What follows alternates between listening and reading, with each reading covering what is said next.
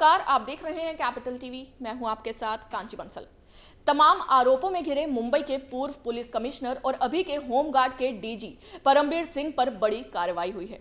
उद्धव सरकार ने उन्हें निलंबित कर दिया है। जिस केस में महाराष्ट्र के पूर्व गृह मंत्री अनिल देशमुख फंसे हैं, उस केस के जनक परमबीर ही थे।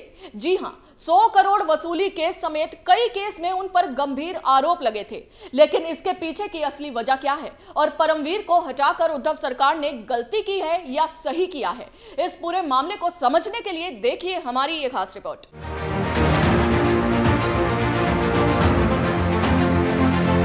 मुंबई के पूर्व पुलिस आयुक्त और वरिष्ठ आईपीएस अधिकारी परमबीर सिंह को आखिरकार निलंबित कर दिया गया है। सुबह से ही इस बात की खबर थी कि उन्हें निलंबित किया जा सकता है।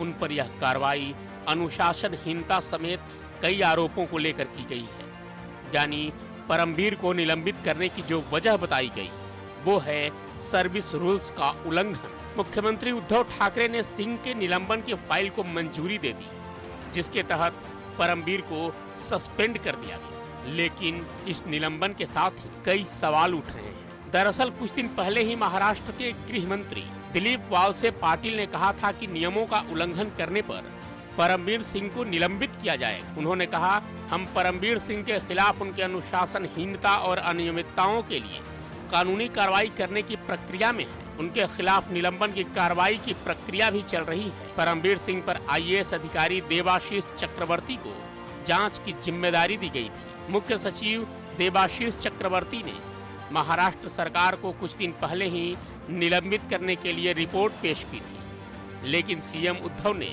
उस पर हस्ताक्षर नहीं किया था। अचानक से सीएम ने उस रिपोर्ट को स्वीकार किया और उस पर हस्ताक्षर कर दिया। अब सवाल ये है कि आखिर निलंबन की फाइल पर सीएम के हस्ताक्षर में इतनी देरी क्यों?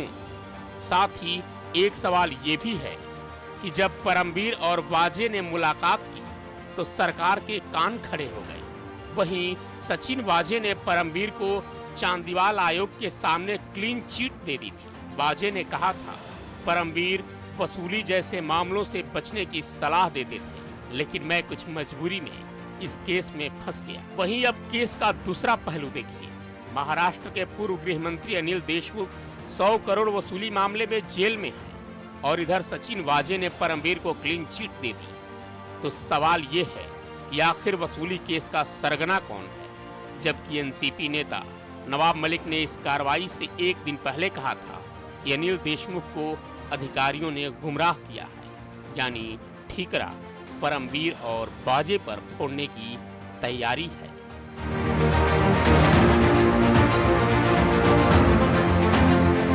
अब आप खुद समझ ही गए होंगे कि पूरा खेल और माजरा क्या है, इस खेल के पीछे की वजह क्या है और इसके पीछे हाथ किसका है। कहीं अनिल देशमुख को बचाने के लिए तो ये सारा खेल नहीं खेला जा रहा, क्योंकि जिस वाजे और परमबीर को बलि का बकरा बनाया जा रहा था वो एक दूसरे से मिल गए हैं। तो रिपोर्ट के कई दिनों बाद ये कार्रवाई की गई।